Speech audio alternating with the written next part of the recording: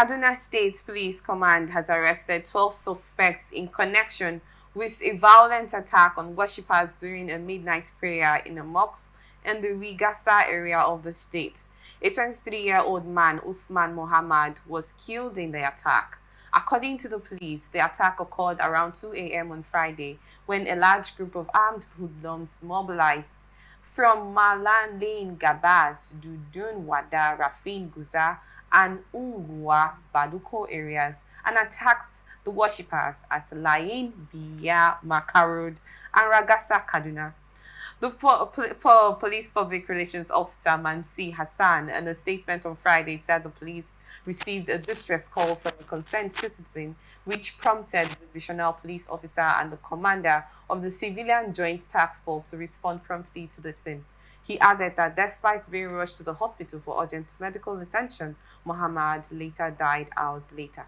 According to Hassan, police have launched a full-scale investigation into the incident and have recovered several weapons from the suspects. I want to start with you, Chimene. I've heard a story of most of these armed men breaking into churches, open fire into worshippers, take lives as much as they do. And northern parts of the country are still, going through the issue of insecurity. They are still trying to come out of it. You know, someone has said something. If I were, the person said, if I were in that part of the country, I would have left a long time ago because it's more like it can happen to anybody at any particular given time. Please, I'd love to get your thoughts on this incident. I mean, there was one time in news when I heard the senators are planning to work towards this insecurity in the country. Up to now, they're still yet to work on that. And it's such a shame that up to now, our country is still fighting insecurity.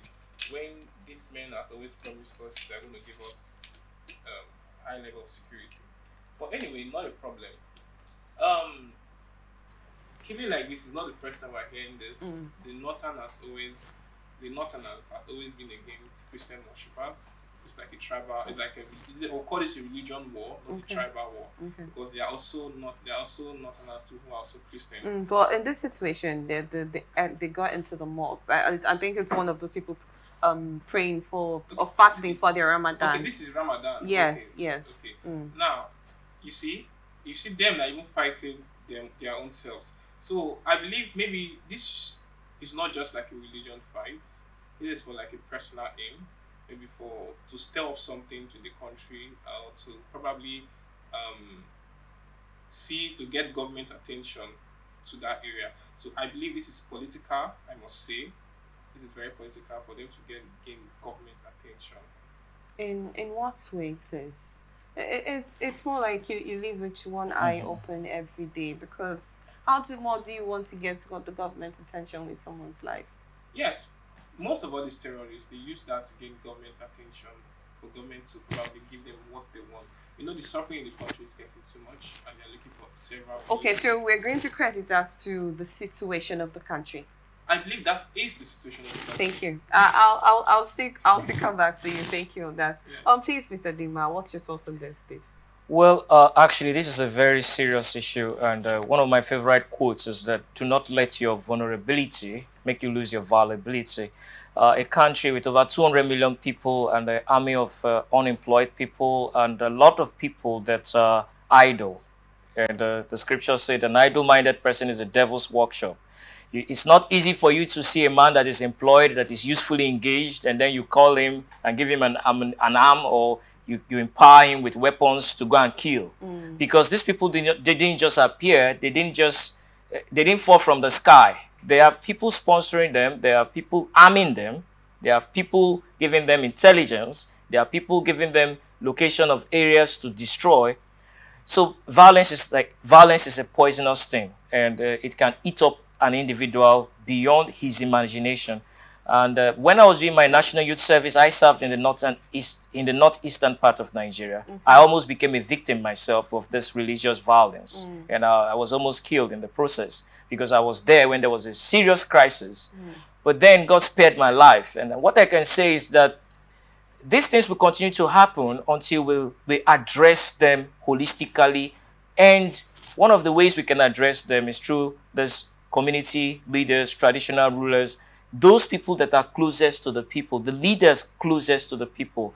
Religious institutions and organizations can also play a very critical role, because most of these people, they are vulnerable people. They are very vulnerable. If you look at the statistics of out-of-school children in Nigeria, you don't need a prophet or a scientist or a neurosurgeon to tell you that Nigeria is sitting on a very volatile state, because the next generation of bandits, hoodlums, kidnappers, and all these criminals are being groomed consciously or unconsciously, intentionally or unintentionally, by a system that's not working to provide them with basic quality education, to empower their mind to think for themselves. If you can think for yourself, if you can reason for yourself, if you are educated, not just going to school, you cannot allow your vulnerability to be exploited by a politician, by a sect, by an extremist group, or by terrorists, or by kidnappers, because you tell them, no, go and send your son to go and kill.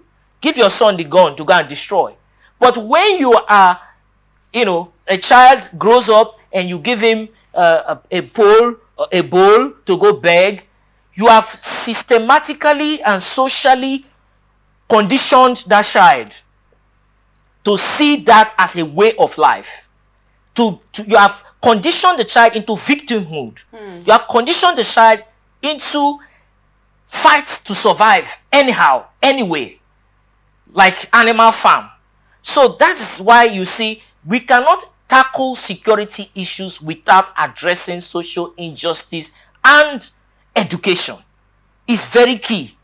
And education should be incorporated to our national security policy, because when we're talking about these people going in to kill people and lives are lost, what necessitated, what gave birth to that situation where a young person will pick up will pick up a weapon and take the life of another person? In a harmless environment, because this is a prayer ground. Exactly. Just as my distinguished guest said, they want to send a message. Yeah, so if we have to relate back to what he talked about, the hardship where I caught them all. You are referring to the educational aspect, and he talked about the hardship. Can you please correlate that? Can you make it make sense how that can relate together, please? Very much, very much. You cannot take away poverty. There's a lot of poverty-driven criminality. Poverty does not give you the right to be a criminal, but poverty can condition you and motivate you and propel you into crimes.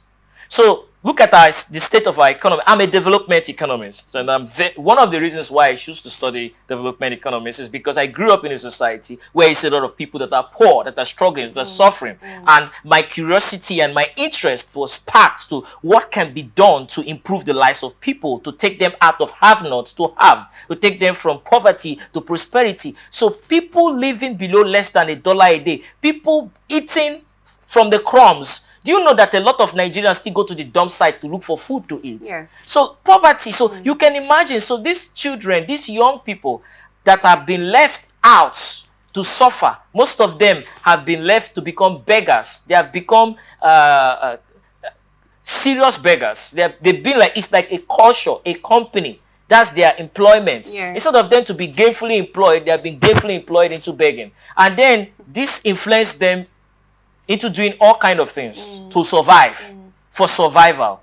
So we must address social injustice if we want to, because it's not new. Every time we keep hearing on the news about people killing, taking life, destroying life. Beyond that, the fact that they want to, one of the things you see, you can identify in criminals and terrorists is that they always want to prove a point. And they always want to victimize and torture innocent people. They want to cause much pain. Most of these people are already in pain, so they are creating pain. You understand? When you are a child, you are living in poverty. You are already living in pain, internalized pain. So someone who is suffering from such abuse, yes, someone who is suffering from such abuse, this person is being abused by the society now, and this person is growing with an internalized pain. They create more pain. So their mantra and their mission statement is to create pain. So how do you address it? Beyond address, you can tackle the the poverty aspect, but most importantly, the mind, Okay. the mindset of these people. Some of them, even if you give them a job, they will not do it because they have been conditioned to violence. Let me pause there. Thank you so much. You seem like you really want to say more. I'd love to get your thoughts. As rightly said, these people is just about the mindset. It's not even about you tackling this insecurity in the country. It's about this what these people have been fed right from childbirth to date. These people have always known that hardship comes through different struggles and different ways. So the country, first of all, has to sensitize these people first. That's where the education comes in. Because you have to educate these people. It's not just normal education, just emotional education, psychological education. Every aspect of education has to come in.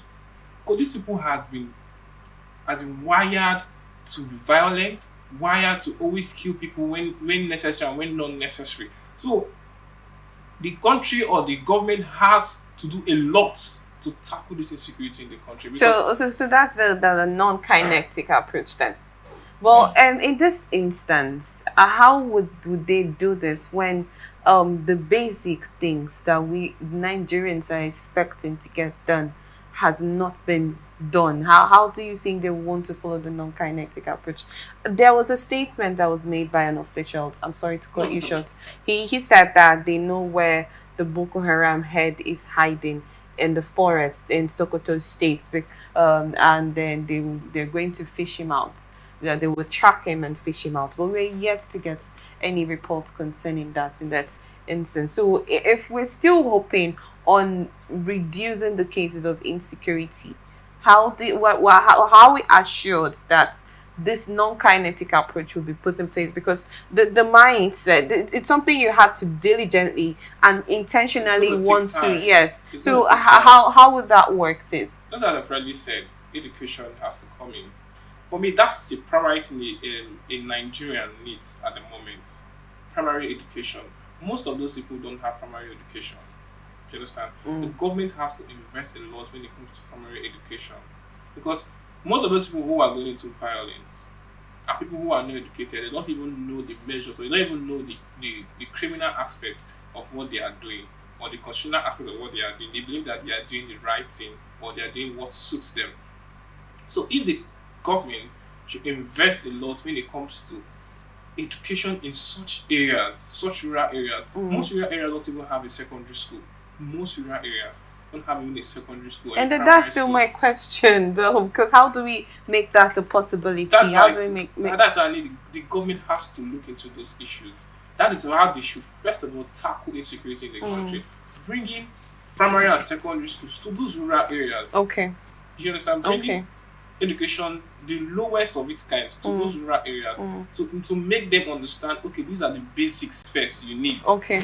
To first of all tackle this issue. Because once they have been educated, okay, see, look like this, don't do like this is bad, this is not bad, this is bad, this is not bad. Their mindset might, I'm not saying it will, might be changing, because some people are just die-hearted people who choose to be violent in life. So, but it's still a process. Well, this educational foundation, are they supposed to be brought into this state that are already going through this issue of insecurity? You know, we're trying to look at the parts of the country that's already affected by this insecurity. How do you think those basic education will function? We'll look at the likes of the Chibok girls. You know, these girls, they were actually in school and they got abducted by this terrorist